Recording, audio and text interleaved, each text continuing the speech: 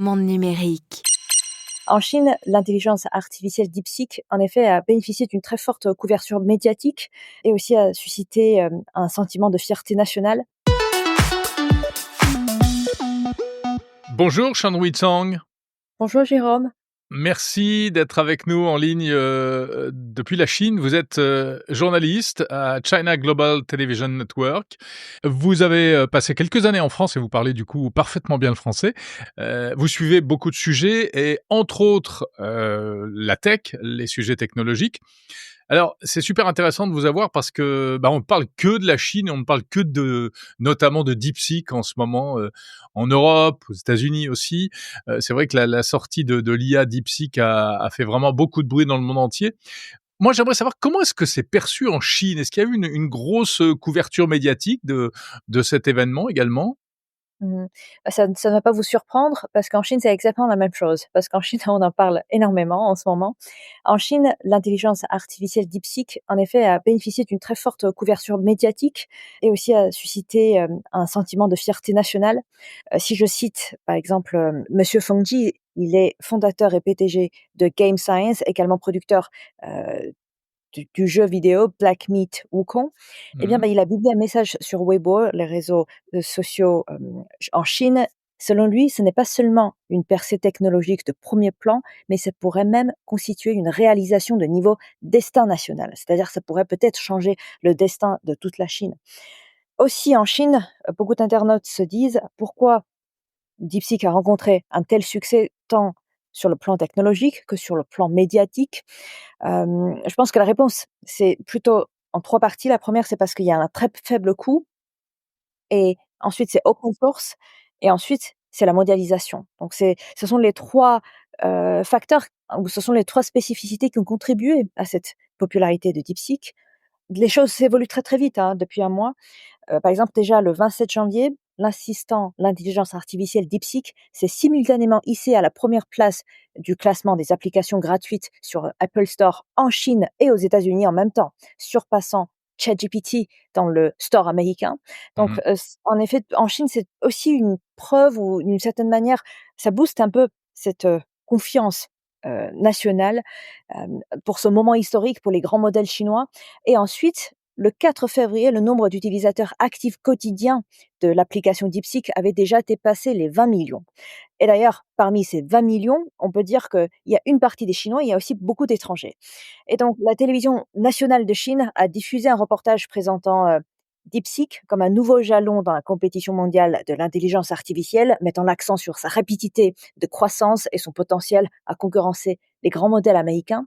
On y trouve aussi, par exemple, sur les réseaux sociaux, tout à l'heure, j'ai mentionné les trending topics, donc les titres qui font la une des réseaux sociaux. Oui, les C'est tout le tendances. temps Mmh. les tendances, voilà, pour comment utiliser les DeepSeek, les partages des tutoriels, de ces pratiques de success stories, des utilisateurs qui créent des applications à partir du DeepSeek. Donc vous voulez dire que ça a vraiment été une sorte de coup d'accélérateur pour la technologie en Chine? Exactement. Et d'ailleurs, par exemple, je prends un exemple. Là, on vient d'avoir, passé le Nouvel An chinois. Durant ces Nouvel An chinois, en effet, à Hangzhou, d'après ce que j'ai entendu et ce que j'ai vu, selon sur les médias sociaux, il y a eu beaucoup, beaucoup, beaucoup de demandeurs d'emploi qui sont allés à Hangzhou pour voir s'il y a des opportunités sur place, en lien avec l'intelligence artificielle. Donc non seulement autour du DeepSeek, mais aussi autour de toutes les entreprises en lien avec l'intelligence artificielle basées dans la même ville du siège de DeepSeek. D'accord, donc c'est dans cette région en particulier, c'est de là que vient DeepSeek. Du coup, il y a une attraction particulière. Est-ce que c'était déjà un pôle technologique important ou pas spécialement auparavant? C'était par exemple Alibaba, le fameux Alibaba, il est basé aussi à Hangzhou Oui, et puis, il y a aussi quelques entreprises chinoises, par exemple, les entreprises chinoises au début de la création, des boîtes mail, easynet.com, ils sont, tous basés à Hangzhou. d'accord. C'est C'est peut-être c'est en un train, on voit, c'est un de peu la devenir. c'est un peu la Silicon Valley chinoise? C'est bon après, il faut pas généraliser que c'est un peu la Silicon Valley chinoise parce qu'il y a déjà beaucoup de villes comme Shenzhen aussi Ouais, dans le sud de la ouais. Chine, qui souhaiteraient aussi de devenir le Silicon Valley de la Chine. Mais peut-être que la Chine, il pourrait y exister plusieurs Silicon Valley en Chine. Mmh. Donc mais aujourd'hui, cette fois-ci, effectivement, nous avons vu, que Hangzhou a effectivement cette fois-ci attiré beaucoup, beaucoup d'attention et surtout il faut dire que, hem, elle recrute encore aujourd'hui, à Beijing et à Hangzhou. Elle recrute surtout, aujourd'hui par exemple, elle propose, des salaires de 14 mois par an contre 12 dans le nombre des autres sociétés, et c'est bien payé et effectivement ça répond à beaucoup de curiosité des jeunes Chinois, fraîchement sortir de l'école. Ouais. Vous pouvez nous parler un petit peu de cette entreprise DeepSeek, et de son créateur? Enfin, c'est qui exactement? Est-ce qu'ils étaient connus avant et c'est quel profil? Ce créateur du DeepSeek qui s'appelle, Liang Wenfeng, il est très jeune et Liang Wenfeng en effet, il a, étudié à l'université de Zhejiang, donc à Hangzhou, Mmh. dès le départ et dès ses années d'études, il était déjà convaincu que l'intelligence artificielle représenterait le futur et là, il a consacré sa thèse de fin d'études à l'optimisation de l'algorithme pour, les caméras à faible coût et ensuite en 2008, quand il était encore étudiant, il commençait à déjà collecter des données sur les marchés financiers. Il utilise des techniques d'apprentissage automatique pour l'investissement algorithmique et ensuite, en 2015, il a d'abord fondé, hem, une entreprise qui s'appelle Huanfang Quant. Alors, à quoi ça sert cette entreprise? C'est une entreprise de gestion quantitative dans laquelle il applique déjà l'intelligence artificielle et le machine learning, D'accord. dans les stratégies d'investissement. Donc au début, c'est surtout une entreprise en lien avec l'investissement dans la bourse, dans le marché financier et c'est finalement 2023 que monsieur Liang Wenfeng a annoncé sa volonté de s'attaquer au domaine de l'intelligence artificielle générale et c'était en 2023 qu'il a créé DeepSeek. Donc en effet, c'est une entreprise très, très jeune. Mmh. Et d'ailleurs et aussi c'est aussi ce qui a, surpris, je pense que toute la sphère américaine, c'est de voir une équipe si jeune. Contrairement à d'autres entreprises de l'intelligence artificielle chinoise, DeepSeek préfère miser sur les jeunes talents. Ce sont les jeunes talents qui n'ont pas grande expérience professionnelle. La plupart des ingénieurs et des chercheurs, en effet, ils n'ont qu'entre, hem, 1 an et 5 ans d'expérience. Et d'ailleurs, certains sont fraîchement sortis de l'école, ce sont des doctorants, et aussi, par exemple, un chasseur de tête raconte que DeepSeek ne veut quasiment pas de profil ayant plus de 8 ans d'expérience. Donc c'est en fait, l'idée, c'est de construire une structure, d'entreprise à plat, c'est-à-dire malgré une croissance, rapide, DeepSeek maintient une organisation, très horizontale et que les choses changent très vite. Cette approche, en effet, diffère d'autres entreprises de l'intelligence artificielle qui optent souvent pour les managements plus traditionnels et verticaux. Mais cette fois-ci, c'est vraiment valoriser ses compétences, valoriser l'initiative individuelle et aussi, de créer une ambiance d'encouragement, d'optimisation dans l'innovation. Et d'après d'ailleurs, ce qui me touche beaucoup personnellement, c'est aussi leur motivation. Qu'est-ce qui les motive? Dans l'organisation, c'est davantage la curiosité, l'envie d'essayer, c'est davantage, c'est davantage de ce côté explorateur qui m'a marqué de se lancer dans cette aventure. Ouais, Donc c'est ça peut-être aussi, qui est un point fort, une qualité chez les jeunes. ouais, Donc ouais. aujourd'hui, on a bien vu, hein, ça n'a attiré non seulement les Chinois, mais aussi en Inde et aux États-Unis. Donc c'est quelque chose qui est motivé par les jeunes. Donc c'est ça que j'ai trouvé très précieux, ce Mmh. côté, sur DeepSeek. Dites-moi, Chandru, il y a un aspect qu'on peut pas passer sous silence, hein, Mmh. DeepSeek, ça a été un peu une claque pour les Américains, tout d'un coup Mmh. et ça a été presque une petite bouffée d'oxygène, à l'inverse, pour les Européens qui se sont dit: «Tiens, peut-être qu'on Mmh. peut faire de l'intelligence artificielle, pas trop cher, avec, moins de moyens et cetera».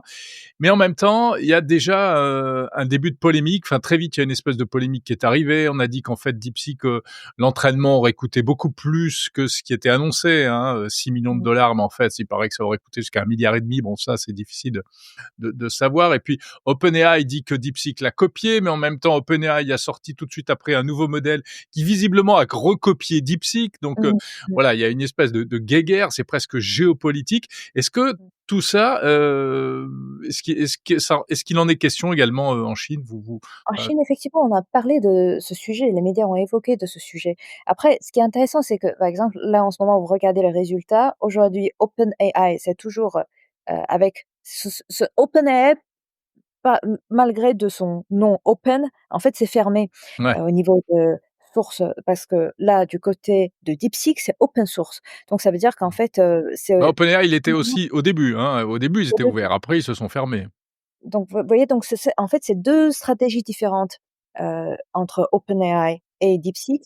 Et d'ailleurs, cette fois-ci, ce qui est intéressant, j'ai quand même regardé de près sur quels sont en effet les moteurs, quelles sont les technologies qui ont contribué à cette amélioration, pour baisser, le coût de développement. D'abord, si DeepSeek V3 est parvenu à boucler son entraînement avec moins de 2,8 millions d'heures de GPU et environ 6 000 000, donc en fait, c'est un petit peu moins de 6 000 000. C'est à peu près, 5 5,7, c'est ça? 500 000, Ouais. heu, voilà, donc 5 600 000 à peu près de Mmh mh. dollars de budget. C'est grâce à l'importance accordée à l'efficacité du calcul. Donc en fait, c'est une manière de, raccourcir la durée totale d'entraînement et aussi diminuer le coût en ressources. Et puis de l'autre côté, l'infrastructure matérielle, heu, qui était déjà là, depuis 2012. En effet, quand vous avez une très belle infrastructure qui est déjà préparée, qui est déjà prête, en effet, à pouvoir être utilisée. Par exemple, en 2012, Quant accumulait déjà progressivement les GPU. Donc ça veut dire qu'en fait, ils ont beaucoup d'avance par rapport à d'autres entreprises, que ce soit pour les entreprises américaines ou les entreprises européennes, parce que c'était depuis 2012, depuis il y a plus de 10 ans, ils se sont déjà rendus compte de l'importance des GPU. Et donc Ouais. d'abord, une seule carte, puis une centaine en 2015 et puis un millier en 2019 et enfin 10 000 cartes. Donc en effet, ils ont un très beau stock de GPU, déjà à partir de 2012. Et donc, au lieu de recourir exclusivement à l'infrastructure de cloud public ou à l'hébergement dans les centres externes, eh bien, l'entreprise a progressivement construit ses propres centres de données et a investi sur le long terme dans la série de plateformes de deep learning, Yinghuo en Chine ça s'appelle. Donc, étant donné que tout le matériel était en interne, il n'était pas nécessaire de payer les frais de location élevés à un fournisseur de cloud public. Donc, en fait, cela a permis de réduire le coût. Il y a aussi le côté de l'accumulation des compétences et d'expérience, puisque, encore une fois, ils ont utilisé l'expérience qu'ils ont déjà accumulée avant avec Juan Fang Quant, qui dispose de nombreuses années d'expérience dans le domaine de l'investissement quantitatif et aussi de la machine learning, ce qui leur a permis de maîtriser efficacement la mise en place et aussi l'exploitation des plateformes de calcul. Voilà, donc je pense que ce sont quelques facteurs qui ont contribué, qui expliquent pourquoi finalement ça coûte pas tant cher que Mmh ça, mh. Mmh que ce mh. qu'on a imaginé parce que, c'est peut-être, je dirais, c'est peut-être la seule entreprise en ce moment en Chine, qui a une vision très, très longue et qui a su s'y prendre très tôt. Et alors Mmh. justement à propos de ces cartes graphiques donc qui sont le nerf de la guerre parce que c'est ce qui permet d'entraîner les modèles, c'est toute la puissance informatique. Bah, on sait Mmh. qu'il y a l'embargo américain, qui, limite l'exportation de cartes et malgré tout DeepSeek n'a pas pu accéder aux cartes de toute dernière génération. Est-ce Mmh. qu'aujourd'hui enfin, est-ce que vous savez si ils craignent par exemple de nouvelles restrictions de la part des Américains? Bah, effectivement, là, à l'heure où on parle de ce sujet, il y a des nouvelles politiques sont tombées, hein, de la part des États-Unis. Il y a encore davantage de restrictions, évidemment.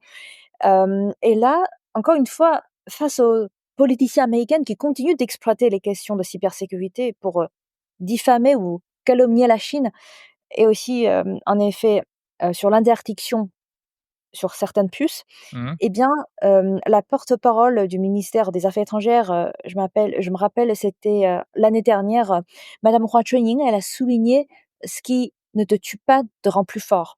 Mmh. Je pense que c'était un peu ça, un peu la logique de développement en Chine. C'est que la Chine, elle essaye toujours de se développer, toujours, de construire ses propres technologies dans les temps les plus difficiles. Et là, le résultat, c'est qu'elle a réussi, à avoir ce premier modèle, à avoir ce premier essai réussi et peut-être que bientôt il y aura un deuxième, un troisième, une troisième entreprise ou quatrième entreprise qui va ensuite, d'une certaine manière, bouleverser ou donner une nouvelle souffle, un nouveau souffle au monde technologique. La Chine, qui a toujours défendu la coopération internationale en matière de technologie, surveille en effet de près la possibilité de nouvelles mesures de réduction de la part des États-Unis, Par exemple, s'il y aura, des restrictions supplémentaires sur l'importation des cartes Nvidia. D'abord, il est vrai que certaines politiques américaines qui invoquent la sécurité nationale pour limiter l'accès à DeepSeek, elles pourraient aujourd'hui encore, dans un proche avenir, durcir l'exportation de certaines technologies stratégiques. Mais en effet, la situation est plus complexe qu'il y paraît. Et aujourd'hui, malgré les menaces politiques, les grands noms américains comme Nvidia, le AMD, continuent d'optimiser leurs plateformes pour prendre en charge DeepSeek. Donc là, de Mmh, de ce point de vue-là, vous voyez bien qu'il y a une fusion de cette manière de technologie. C'est aussi une preuve d'un intérêt économique mutuel. Par bien sûr. exemple, Meta, cette entreprise, va même aller jusqu'à saluer l'essor de DeepSeek. C'est ce qu'a fait, son le directeur, Mark Zuckerberg, qu'il considérait comme un accélérateur de la course mondiale à l'intelligence artificielle.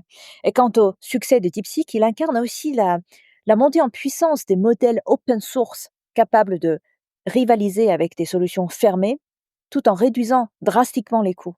C'est peut-être aussi l'un des avantages que voit le monde en ce moment chez DeepSeek. Et enfin, il faut également souligner que la Chine dispose de plusieurs leviers pour atténuer l'impact d'éventuelles restrictions.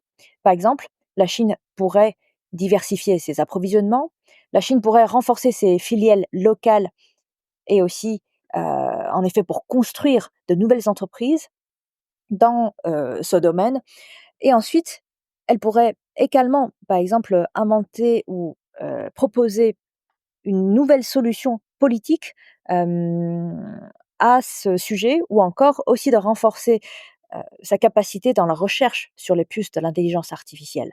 Mmh. Donc, aujourd'hui, on peut dire que malgré la crainte de voir l'accès aux technologies américaines se resserrer, la réalité économique incite les grands acteurs du secteur aujourd'hui à garder le contact avec l'intelligence artificielle. Aujourd'hui, il faut voir que les grands dirigeants de haut niveau, ils ont déjà commencé à prêter davantage attention au développement de l'intelligence artificielle en Chine. C'est devenu un sujet, politique et géopolitique, l'intelligence artificielle? Alors très, très récemment, l'ambassadeur de Chine auprès des Nations unies, monsieur Fu Cong, il a déclaré, je cite, il a dit: «Nous n'avons pas besoin de plus d'interdictions. La Chine et les États-Unis, en tant que 2 pays les plus avancés dans le domaine de l'intelligence artificielle, ne peuvent pas se permettre de ne pas coopérer. Donc seule la coopération conjointe permettra de combler le fossé numérique et celui de l'intelligence, en particulier pour aider le Sud global à bénéficier de manière équitable du développement de l'intelligence artificielle.» Voilà, c'est ce qu'il a souligné. En fait, le sous-entendu, c'est très simple, c'est que, aujourd'hui, il faut que les 2 pays se coopèrent dans ce chemin de l'intelligence artificielle. Et ce qui est intéressant, c'est que du côté de la Chine, cette fois-ci, elle est plus ouverte dans ce monde, de l'intelligence artificielle, parce que les modèles open source peuvent attirer d'abord les meilleurs talents du monde entier pour les optimiser, accélérant ainsi les mises à jour. Et aussi, en même temps, si vous avez déjà remarqué que c'est entièrement gratuit. Et de Ouais. plus, la transparence de ces modèles contribue à dissiper les préoccupations, relatives à la sécurité d'utilisation, favorise, en effet une application équitable de la technologie de l'intelligence artificielle à l'échelle mondiale. Donc ceci, en effet, permet de partager ces technologies avec le monde entier. Donc de ce point de vue-là, il faut dire que contrairement à l'Occident, où la concurrence dans le domaine de l'intelligence artificielle est souvent perçue sous un angle géopolitique, la Chine met surtout l'accent sur le développement de technologies et la coopération internationale.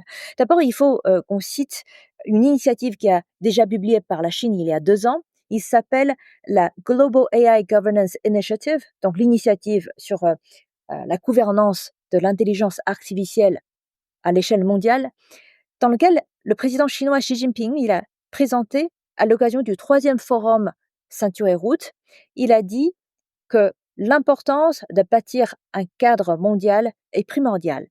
Et aujourd'hui, en effet, il est important de promouvoir la transparence, éviter la formation de blocs exclusifs et aussi veiller à ce que l'intelligence artificielle serve le bien commun. Donc il a plutôt mis ce point et cet accent sur le bien commun, et aussi la priorité donnée à l'intelligence artificielle aujourd'hui en Chine. Par exemple, dans les derniers rapports officiels du gouvernement chinois, l'année dernière, c'était, lors d'un grand rassemblement du parti communiste chinois. Je me rappelle qu'à l'époque, donc c'était il y a quelques mois, l'intelligence artificielle plus cette notion a déjà été écrite. Ça veut dire qu'à partir du moment en Chine où vous écrivez une notion dans le rapport, eh bien, c'est quelque chose que tous les échelons du gouvernement va devoir en effet accomplir au fur et à mesure. Et donc ça veut dire que c'était déjà l'année dernière que la Chine est déjà bien conscient de l'importance de l'intelligence artificielle. Donc l'idée, c'est surtout de renforcer la productivité dans l'industrie manufacturière grâce à l'intelligence artificielle, grâce à l'automatisation, à la prévision intelligente et aussi optimiser l'usage de l'énergie, la utilisation de l'énergie en Chine, améliorer la qualité du service dans les secteurs tertiaires avec le robot, avec les systèmes de réponse automatisés. C'est aussi une notion qui a été beaucoup répétée récemment dans beaucoup de documents publiés par le gouvernement. Donc l'idée, c'est en Chine, c'est davantage l'intelligence est utilisée au service de l'humanité, au service du développement technologique, au service de l'amélioration des conditions de vie des Chinois. Donc de ce point de vue-là, je pense qu'il n'y a pas d'inquiétude dessus, puisque les initiatives chinoises en matière de l'intelligence artificielle demeurent largement orientées vers la coopération, le partage et la recherche des solutions collectives. Mmh. Ouais, on comprend que de toute façon, c'est un peu, les mêmes cas de figure dans de tous les côtés, dans tous les pays, hein, puis après il y a d'un côté, il y a les discours politiques, puis il y a les réalités économiques, et cetera, et cetera. Chandru Zhang, une question encore, ce qui fait un peu tiquer, c'est que sur certains sujets, DeepSeek ne veut pas répondre, hein, quand c'est des sujets un peu trop Mmh. touchy, un peu trop Mmh. sensibles, et cetera, DeepSeek ne répond pas. Mais, il y a aussi pensais que c'était parce qu'ils n'ont pas enfin, parce que, quand de temps en temps, hein, quand moi je tape une question ouais, et je lui pose une question de temps en temps, il met beaucoup de temps à répondre ou il ne mais il répond répond pas. toujours? Il me répond pas toujours parce qu'il faut que j'attende parce d'après ce que j'ai compris, comme il y a beaucoup trop de personnes qui lui demandent de différentes questions, il n'arrive pas à répondre tout de suite une par Oui, il y a une une, que question avant il de fallait que saturation, j'attende c'est pendant vrai. 5 minutes, Ouais. pour obtenir ma réponse. Non, non, c'est vrai. Enfin, pour certaines choses, il répond pas ou alors il botte en touche ou alors bon, il sort comment dire? Des réponses qui sont, conformes, à la politique chinoise. Mais Mmh. c'est un peu la même chose, pour du côté de ChatGPT, où on reproche à ChatGPT d'être trop connoté, américain, par exemple Mmh. et de Mmh. pas forcément voilà, c'est aussi ça la réalité de l'intelligence artificielle, c'est qu'elle est biaisée parce qu'elle dépend énormément des données sur lesquelles elle a été entraînée et aussi des filtres éventuels, des blocages qu'on va instaurer après. Ce qui m'a vraiment intéressée et ce qui m'a vraiment bouleversée chez DeepSeek cette fois-ci, c'est de voir à quel point il est intelligent émotionnellement. Ouais, C'est par exemple si vous de temps en temps, peut-être je ne sais pas si c'est le même cas, par exemple, si vous lui posez une question en français ou en anglais. En tout cas, quand je lui pose une question en chinois, par exemple, «Est-ce que je suis belle?» Voilà, ouais. il va trouver des milliers de manières pour, vous faire plaisir. L'idée, c'est de faire plaisir à la personne en face. Oui, Donc oui, en alors fait, ça, bien sûr. franchement, je me suis en fait, il est le DeepSeek, il est plus galant qu'un vrai garçon, par exemple. Ou en effet, il donne davantage cette valeur émotionnelle, dans Ouais. tous les cas de figure. Ouais, mais c'est pour certains, c'est un vrai problème parce que c'est un côté narcissique des intelligences artificielles qui fait que, Mmh. de plus en plus, on risque d'avoir plus de plaisir à discuter avec une IA qu'avec un être humain. Parce Mmh. qu'avec une IA, on sera toujours, il y a une expression en français qui dit: «On sera toujours brossé dans le sens du poil». Tandis qu'avec des êtres humains, on a des déconvenus parfois, on a du mal à se comprendre, on a des déceptions et cetera et ça, c'est un peu tragique. Mais bon, ça, c'est un autre sujet. Merci beaucoup, Shan Zhang, journaliste à China Global Television Network.